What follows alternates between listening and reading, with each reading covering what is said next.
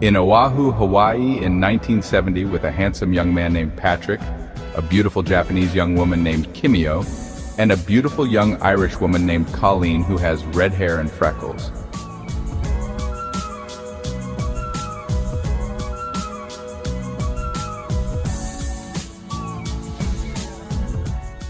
Here we are, Colleen.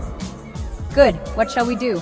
Let's have a food party tonight. We'll invite perfect strangers to eat with us. We'll just grab them from the beaches and the street, any place. Can we do that? Start boiling some water, Colleen. I'm going out to buy some wine and to gather some people. But, It will be wonderful. Hawaii is a very friendly place.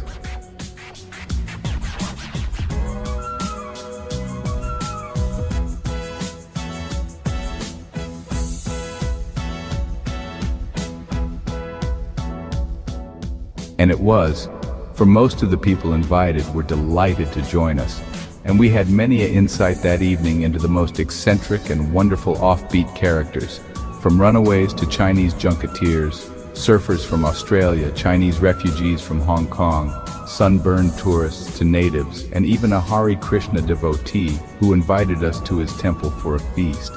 We had many laughs, stories, and good times, even offering people sips of wine. Here we were, at the crossroads of the world, meeting Polynesians, Brazilians, Japanese, Samoans, and of course many wonderful mixtures and half-breeds, for this was the city where all the points of the compass met. The pasta and sauce really flowed that night, and I noted that Colleen had a happy smile that perhaps she hadn't known for a while, for whatever reason. A toast to our grass shack, everyone. May we be in heaven a half an hour before the devil knows we're dead. I suppose that few knew where that saying had come from.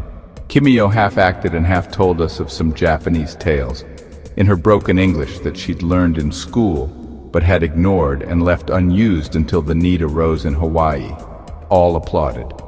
We lit some torches and sat back drinking Kona coffee, as one story by one person led to one by another. Soon we'd all joined in with the kind of memories that made everyone warm and overflowing with emotion. Colleen told about her activist days as an anti-war protest organizer, how she'd come to Hawaii on a campaign and had stayed on to live here. The surfers talked about their roaming of the world, looking for the perfect wave, and here, riding the tubes of blue up on the North Shore. It wasn't until 11 p.m. that Kimio and I arrived at the lifeguard stand. It was about 20 feet high. It was a covered box and it commanded a wide view.